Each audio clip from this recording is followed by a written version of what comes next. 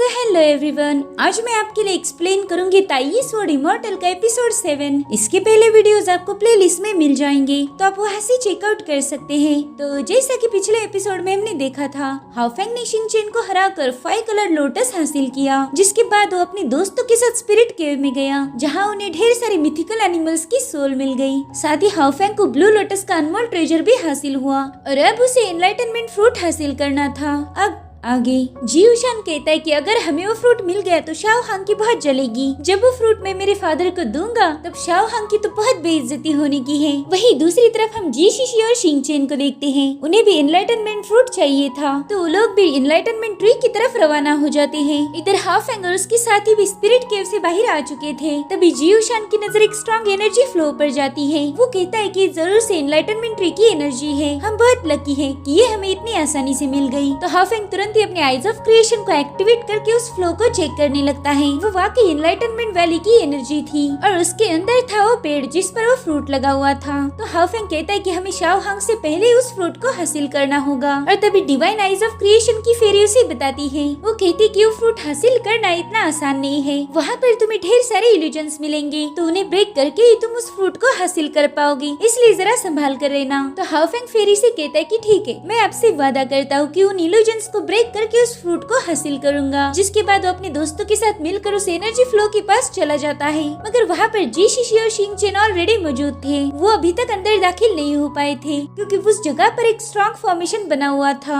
शिंगचेन हाओफेंग से कहता है कि अरे वाह, हमारी तो दोबारा से मुलाकात हो गई। जिस पर हाओफेंग कहता है हाँ, मुझे भी इसकी उम्मीद नहीं थी। तब जियूशान कहता है कि अगर हमें अंदर जाना है तो इस फॉर्मेशन को ब्रेक करना होगा, इसलिए हाओफेंग अपनी आइज ऑफ क्रिएशन को एक्टिवेट करके उस पूरे फॉर्मेशन को चेक करने लगता है। अब उसके दोस्त उससे पूछते कि हाओफेंग हमें भी बताओ तुम्हें क्या दिख रहा है। तो वो कहता है कि ये फॉर्मेशन अभी अभी यहाँ पर किसी ने सेट किया है, कोई तो है जो नहीं चाहता कि हम इसके अंदर दाखिल हो पाए। जिस पर प्रिंसेस कहती हाँ, मुझे भी ऐसा ही लग रहा है। अभी सभी लोग सोच रहे थे कि आखिर ये फॉर्मेशन किसने लगाया होगा कि तभी वहाँ पर शाओ हांग की एंट्री होती है। ये प्रिंसेस और जियूशान का सौतेला भाई था। वो हाओफेंग से कहता है कि मैंने अभी सुना कि तुम बोल रहे थे कि ये फॉर्मेशन किसी ने यहाँ पर लगाया है। तो हाओफेंग कहता है हाँ, मेरा तो यही मानना है, तुम क्या कहते हो। जिस पर वो कहता है कि सीक्रेट रेल में कई सारे टैलेंटेड लोग हैं जो एनलाइटनमेंट फ्रूट को हासिल करने के लिए कुछ भी कर सकते हैं, लेकिन ये फॉर्मेशन बहुत ज्यादा पावरफुल है, तो मुझे नहीं लगता कि यहाँ के लोगों ने लगाया होगा। इसमें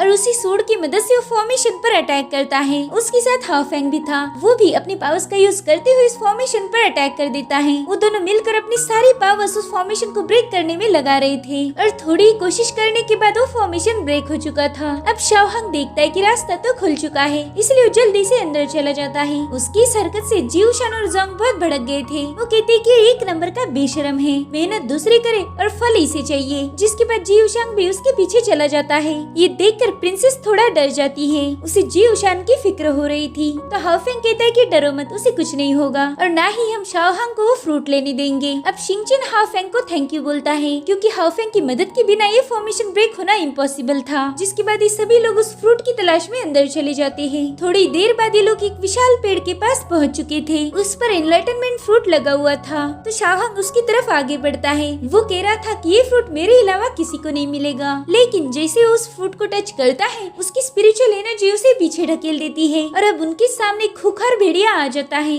वो इस फ्रूट का गार्डियन था और अगर भेड़िए की बात की जाए तो अकेला कभी नहीं रहता, उसका पूरा पैक होता है। तो भेड़िया अपने साथियों को वहाँ पर बुला लेता है। प्रिंसेस कहती है कि ये कोई आम भेड़िए नहीं बल्कि इन्हें रेड मून वुल्फ कहा जाता है और ये बहुत ज्यादा पावरफुल होते हैं, तो सभी लोग संभाल कर रहना। जिसके बाद वो भेड़ियों का झुंड इन पर अटैक करना शुरू कर देता है। तो ये लोग भी अपनी सोर्ड से उन्हें खत्म कर रहे थे। शिंगचेन समझ जाता है कि ये एनलाइटनमेंट फ्रूट नकली था, वो तो बस एक ट्रैप था। जैसे शाओ हांग ने उसे टच किया, वहाँ पर उस फ्रूट के गार्डियन पहुँच गए। इधर हाफेंग भी एक प्रोटेक्टिव शील्ड बनाकर अपने दोस्तों को बचाने लगता है। साथ ही वो रेडमून भेड़ियों पर भी अटैक कर रहा था। इधर शाओ हांग अपने एरो से उन भेड़ियों के लीडर पर हमला कर देता है, लेकिन उसके ऐसा करते ही वहाँ पर एक स्ट्रॉन्ग स्पिरिचुअल एनर्जी फ्लो होने लगती है, जिससे शाओ हांग काफी पीछे ढकेला जाता है। उस एनर्जी ने शाओ हांग को जख्मी कर दिया था। अब वो भेड़ियों का लीडर अपने और साथियों को बुला लेता है, तो जी शिशी लोटस फ्लावर क्रिएट करके उन पर हमला करने लगती है, मगर उसका वो अटैक पूरी तरह से फेल हो चुका था, जिस वजह से शिंगचेन अब उन भेड़ियों पर अपनी सोर्ड से अटैक करना शुरू कर देता है। वहीं दूसरी तरफ हाफेंग ये सब कुछ देख रहा था। उसे पता था कि अब सिचुएशन आउट ऑफ कंट्रोल हो रही है, तो जल्दी से अपने वुल्फ ड्रैगन बीस्ट को समन कर लेता है। अब वो बीस्ट आते ही उन सभी भेड़ियों पर अटैक करना शुरू कर देता है। उसके अटैक्स इतने ज्यादा पावरफुल थे कि वो भेड़िए जगह पर ही मरने लगते हैं। अब वुल्फ ड्रैगन का अगला टारगेट उन भेड़ियों का लीडर था। वो दोनों भेड़िए एक दूसरे पर जबरदस्त हमला कर रहे थे, लेकिन भेड़ियों का लीडर हाफेंग की बीस्ट के आगे फीका पड़ चुका था, तो जल्दी से अपने आसपास एक शील्ड बना लेता है ताकि इन लोगों को वो फ्रूट कभी हासिल ही ना हो पाए। इधर हाफेंग ने अपनी आइज ऑफ क्रिएशन को एक्टिवेट करके उस पूरे पेड़ को स्कैन कर लिया था। उस पेड़ के पास एक हिडन फॉर्मेशन था। अब वो सभी गार्डियन भेड़े उस पेड़ को घेर लेते हैं और स्ट्रॉन्ग स्पिरिचुअल एनर्जी को फ्लो करने लगते हैं, तो हाफेंग भी अपने आसपास एक शील्ड बना लेता है। अभी सभी लोग उस फॉर्मेशन को ब्रेक करने में लगे हुए थे। इधर हाफेंग अपने दोस्तों से कहता है कि वहाँ पर एक हिडन फॉर्मेशन है, अगर मुझे वो चाबी मिल गई तो हम इस फॉर्मेशन को ब्रेक कर सकते हैं, और उसके ब्रेक होते ही भेड़िए भी गायब हो जाएंगे। तो प्रिंसेस कहती, जाओ हाफेंग, तुम उस फॉर्मेशन को ब्रेक करने की चाबी ढूंढो, तब तक हम इन भेड़ियों से निपट लेंगे। जिसके बाद ये सभी लोग वहाँ मौजूद भेड़ियों के साथ फाइट करने लगते हैं, और इधर हाफेंग अपनी बीस्ट पर बैठकर उस चाबी को ढूंढने लगता है। उसने अपने आइज ऑफ क्रिएशन से उस चाबी को बहुत जल्दी ढूंढ लिया था। दरअसल रेडमून वुल्फ का लीडर उसी चाबी के पास खड़ा था, ताकि इन लोगों में से कोई भी उस चाबी तक ना पहुँच पाए। अब हाफेंग अपनी हेवन और अर्थ की पावर को समन कर लेता है, ताकि उस फॉर्मेशन को थोड़ा सा ब्रेक कर चाबी को हासिल किया जाए। साथ ही उसने अपने थंडर ड्रैगन को भी समन कर लिया था, जिसके बाद हाफेंग और उसका थंडर ड्रैगन दोनों भी उस भेड़िए पर कूद पड़ते हैं। ये देखकर वो भेड़िया अपने साथियों को बुला लेता है। अब अपने लीडर की आवाज सुनकर वो सभी भेड़िए हाफेंग की तरफ दौड़ लगाते हैं, मगर हाफेंग और उसका ड्रैगन उन सब के लिए काफी था।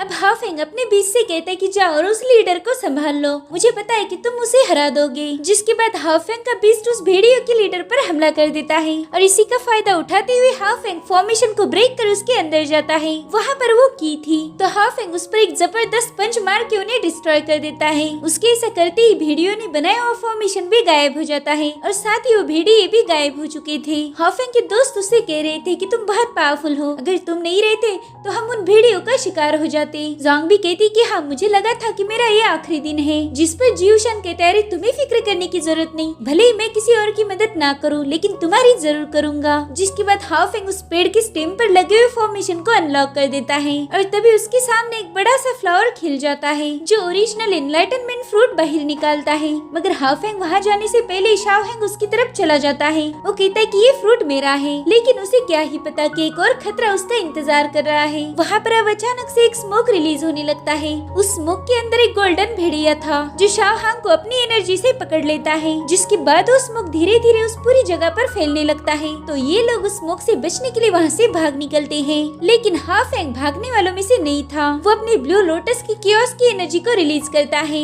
जिससे वो भेड़िया कमजोर हो चुका था। जिसके बाद हाफेंग का ब्लू लोटस उस भेड़िए को निगल लेता है, और फाइनली वो एनलाइटनमेंट फ्रूट हाफेंग को ही मिल चुका था। ये सब देखकर शाओहांग को तो बहुत गुस्सा आ रहा था। इधर शीशी अपने सीनियर से पूछती है कि बताइए अब हमने क्या करना चाहिए। वो फ्रूट तो आखिर में हाफेंग को मिल गया, क्या हमने उसके साथ फाइट करनी चाहिए? जिस पर शिंगचेन कहता है कि तुम्हें ये बात अच्छे से पता है कि हम हाफेंग का मुकाबला कभी नहीं कर पाएंगे, तो भला इसी में है कि हम हार मान लें। और तभी ये लोग देखते हैं कि वो पेड़ अपनी एनर्जी को शो कर रहा है। अब उसका फ्रूट तो चला गया था, जिस वजह से वो पेड़ इन्हें अपनी एनर्जी से जलाकर राख करना चाहता था। तो ये सभी लोग जल्दी से वहाँ से भाग निकलते हैं, और अब थोड़ी देर बाद ये लोग सीक्रेट रेल्म के दरवाजे पर आ जाते हैं। प्रिंसेस हाफेंग को बताती है कि उस पेड़ ने गुस्से में आकर हमें सीक्रेट रेल्म से बाहर फेंक दिया है। वहाँ पर और भी लोग मौजूद थे, जिनमें से एक प्रिंसेस की आंटी लीन थी। अब हाफेंग के साथ ही सभी लोग उसे ग्रीट करते हैं। वो पूछती है कि तुम्हारा भाई शाओहांग कहाँ पर है? तो प्रिंसेस कहती है कि वो पेड़ के पास पास ही था, मगर पता नहीं वो कहाँ चला गया। लीन कहती शुक्र है तुम सभी लोग महफूज हो, चलो अब घर जाने का वक्त हो चुका है। तो प्रिंसेस हाफेंग से पूछती कि मुझे बताओ कि अब तुम कहाँ जाने वाले हो।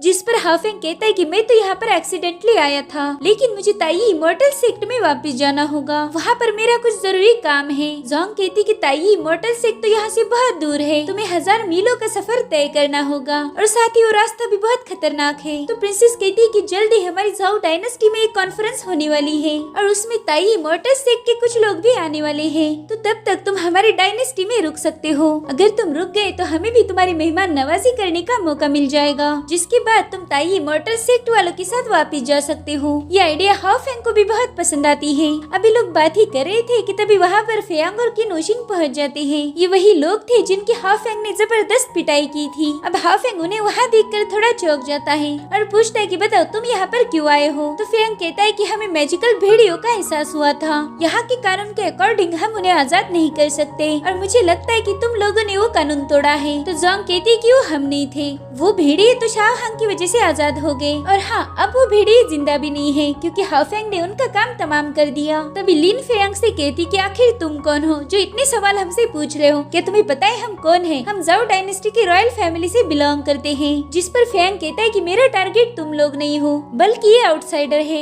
इसके साथ मेरा पुराना हिसाब बाकी है जो मुझे सेटल करना होगा। तो हाफेंग को उसकी बातों पर हंसी आ जाती है। इसका मतलब अगले एपिसोड की शुरुआत भी फाइट से ही होगी। तो दोस्तों अगर आपको आज का एपिसोड पसंद आया हो तो प्लीज लाइक एंड कमेंट जरूर कीजिए। मिलते हैं अगले वीडियो में, तब तक के लिए बाय बाय, टेक केयर।